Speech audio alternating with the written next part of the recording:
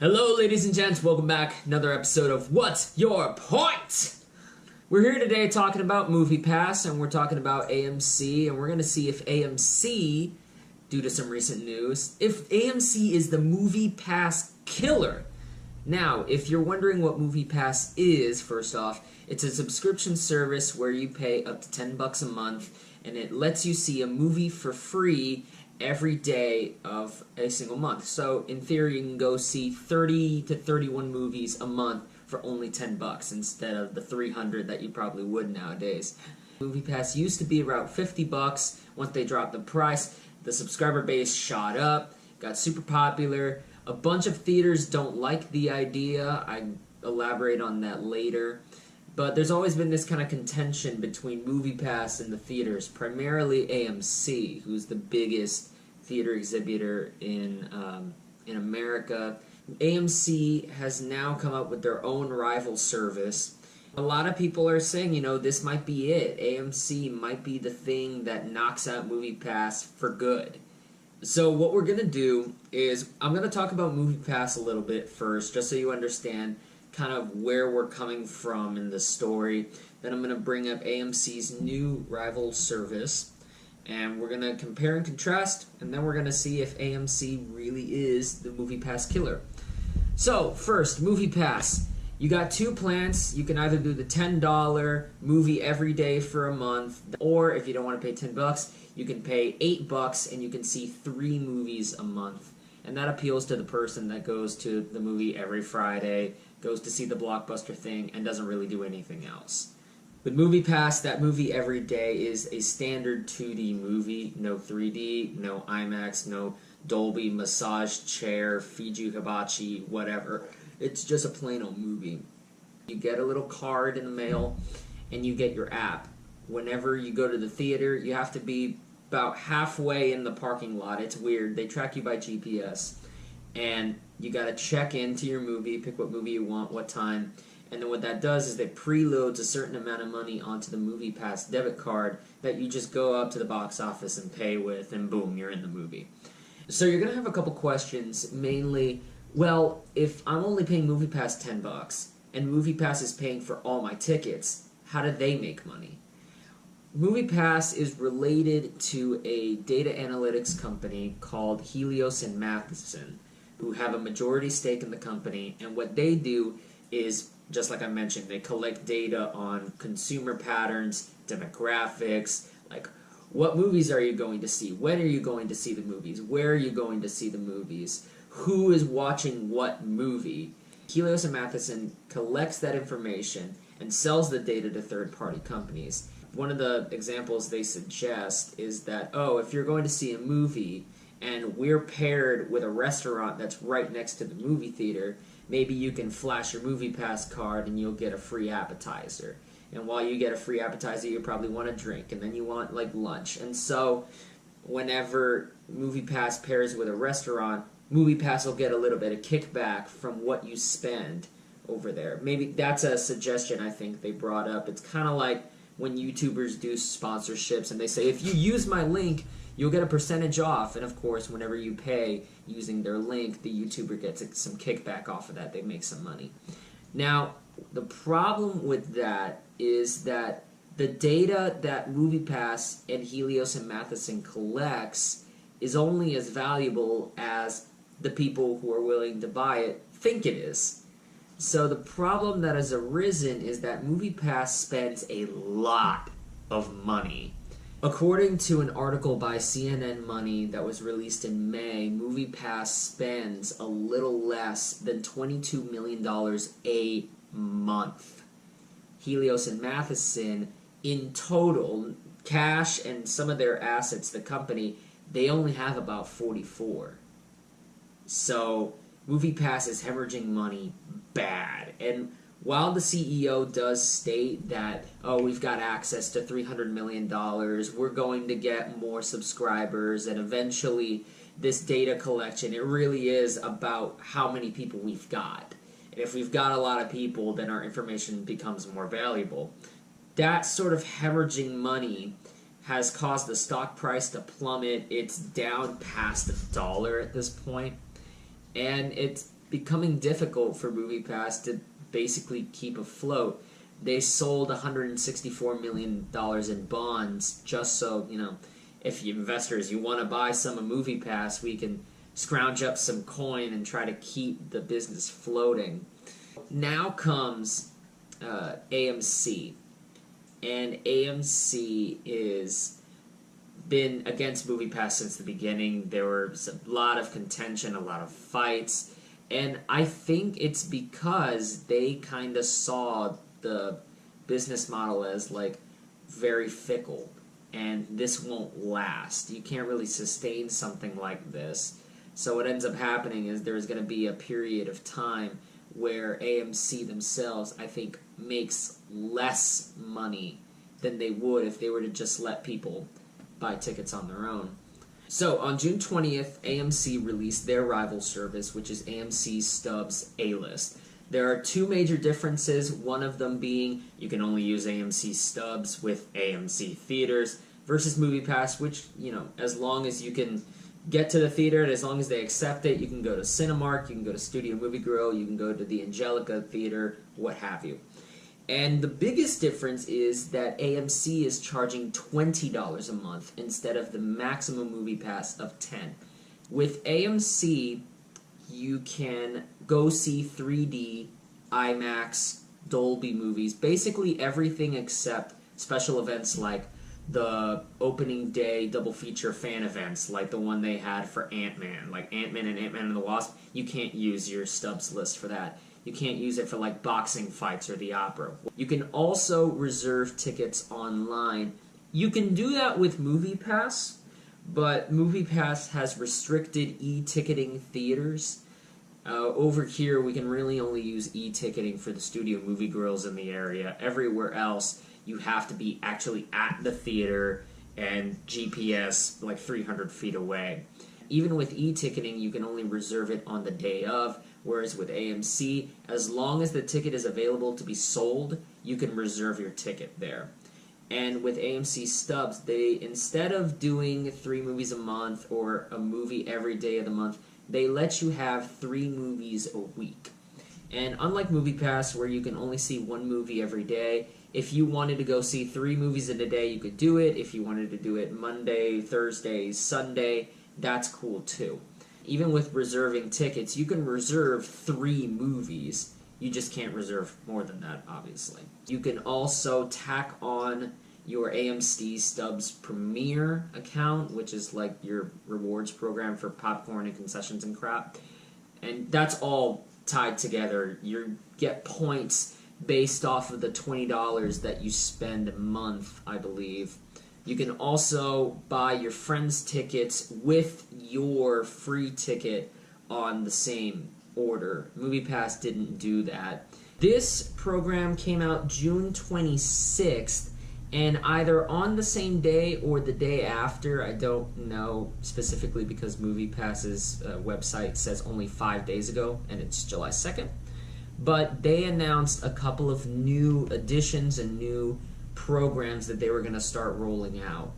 One of them being the Bring a Friend. Now that MoviePass is trying out, okay, we'll let you order your friend's ticket at the same time that you get your ticket. Also, MoviePass is saying that now they're going to start accepting 3D IMAX screenings. The only difference is that you're going to have to pay the difference between the regular ticket price and the 3D IMAX surcharge. So with IMAX, it'd probably be like $3. 3D would be $2. And what I thought was really funny is that in the little article they wrote, they actually asked the question on the FAQ, is this update in an effort to keep up with competitors? No. Many of our members have requested the ability to attend Real D, 3D, and IMAX screenings. We value feedback, blah, blah, blah. The only problem is they announced this the day after AMC came out with their stuff. So it's weird to see this as like, oh, an honest way to like, oh, this is for you. This isn't just because we're covering our asses, you know. However, there is also a new addition that for MoviePass people like me is not cool. It's called peak pricing. If you've ever ridden Uber and you've dealt with surge prices, depending on the time of day, depending on how many people are around you are looking for the service, they jack up the prices. And so what's going to end up happening is that for certain movies that are in demand, you're probably 7 p.m. Friday night big blockbusters, they'll give you an extra surcharge that you have to pay in order to go see the movie at that time. Now, MoviePass says, oh, this isn't that big a deal. You can probably just, like, go see it at a different time or go see a different movie. But, you know, it's kind of a pain in the ass. They do say you can waive the fee once a month. So if you really need to go see Ant-Man and the Wasp this weekend, you can just say, screw you, and take that fee off. And also, if you're like me and you're in the middle of the annual plan, meaning MoviePass lets you pay, I think, like $90, and then you could do the whole year instead of the every month, the peak pricing doesn't apply to you until you renew your stuff. They need to stop hemorrhaging as bad. So let's say you got 5 people going to see the same 7 o'clock Ant-Man screening. The tickets are $10, so MoviePass would have to pay $50 for that movie. Now, if they pay like $1 surcharge per member, instead of paying $50 for that total transaction, MoviePass pays only $45. So I assume that's why they're doing it.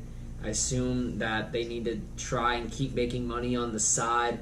If the whole point of your platform is that you want your customer to pay one price and that's it, and then you can see movies for free, putting that burden of paying for your company on the customer with kind of like these little surcharges and these extra fees, it's not a good look. And I don't know if this is going to be something that basically either turns people off who are already on MoviePass or just turns MoviePass users away. But, you know, that's what they're doing. Right now, compare and contrast, I'm going to put up some stats on here just so you can kind of clean this up. We can kind of wrap this up real quick. What are the prices? With MoviePass, you can either see 3 movies a month for $7.95 or a movie a day for $9.95 a month. With AMC, you can see 3 movies a week for $20. Where can you go see movies? With MoviePass, it's pretty much a wide network.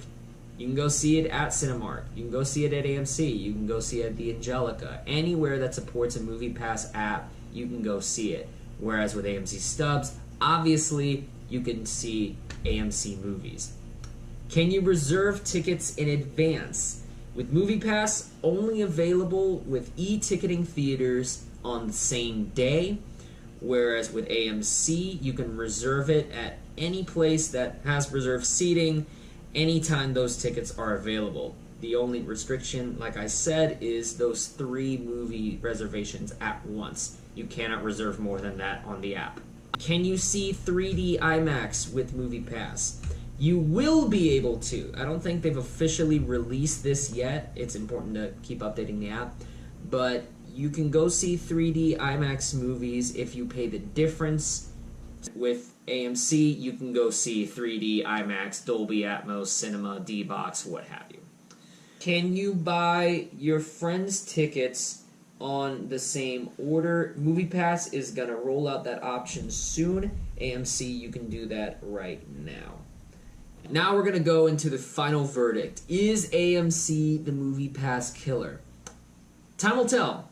And I know that's a cop-out, but I think with MoviePass, the writing's kind of been on the wall. It's been tough. There's been a decline over time that has just kind of resulted in being arguably the first one over the hill. I know there are other platforms like Cinemia, whatever, that are doing similar things, but MoviePass is basically the one going over the hill, holding the flag, and seeing kind of what's happening. They're taking all the arrows and coming back, and everyone's basically seeing, oh, where can we improve here? Where can we tweak this? What can we do? And if AMC is the MoviePass killer, I'll say that they deliver kind of the mercy shot. MoviePass is a horse with a wounded leg. AMC is the farmer with a shotgun just putting it out of its misery. Right now, the one advantage that MoviePass really has over AMC is their network. if it's closer and more convenient for you to go to a Cinemark instead of an AMC, you're probably going to go to a Cinemark, like I would. AMC is 20 minutes from my house. Cinemark is about 10. There's even a movie theater that's like 2 minutes away. Even though it's a crappy theater, it's close. Oh, also, we got a ALAMO Draft House here recently that I would use, but we've got a new competitor! Yes! ALAMO Draft House announced their season pass. It's a similar idea, and I'm not going to go into the details of that, but I bring ALAMO Draft House's stuff up because are we seeing a new trend in the way we go see movies? Instead of paying every time you go see a movie, is it more about the movie-going experience? Is it about going to your particular movie theater and having the entire experience kind of packaged and condensed for you?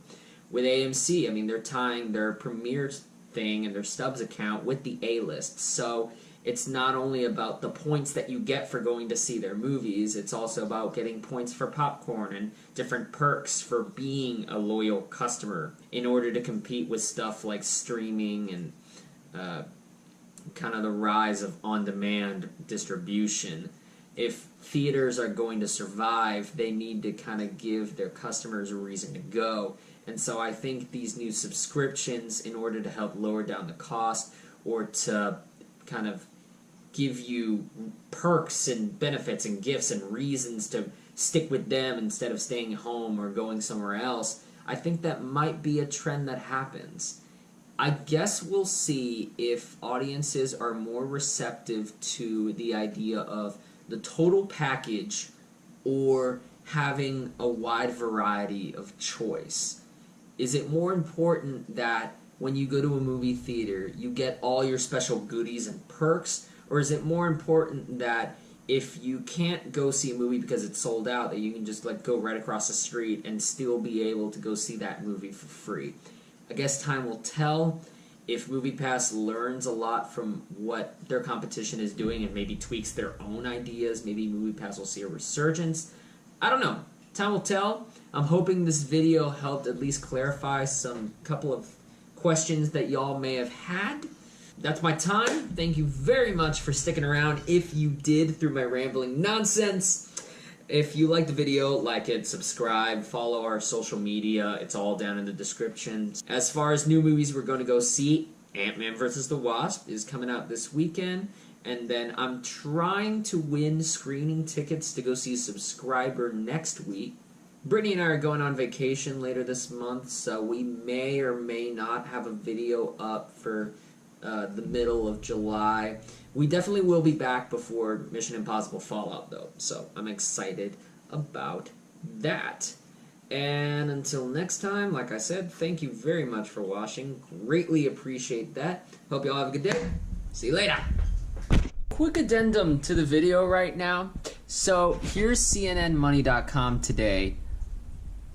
This was released about an hour ago. So apparently MoviePass is trying to sell stock and debt securities to make not just the 164 mil I'm talking about in the bond sale, $1.2 billion. And oh, MoviePass invested in Gotti. Pretty sure AMC's not the one killing MoviePass.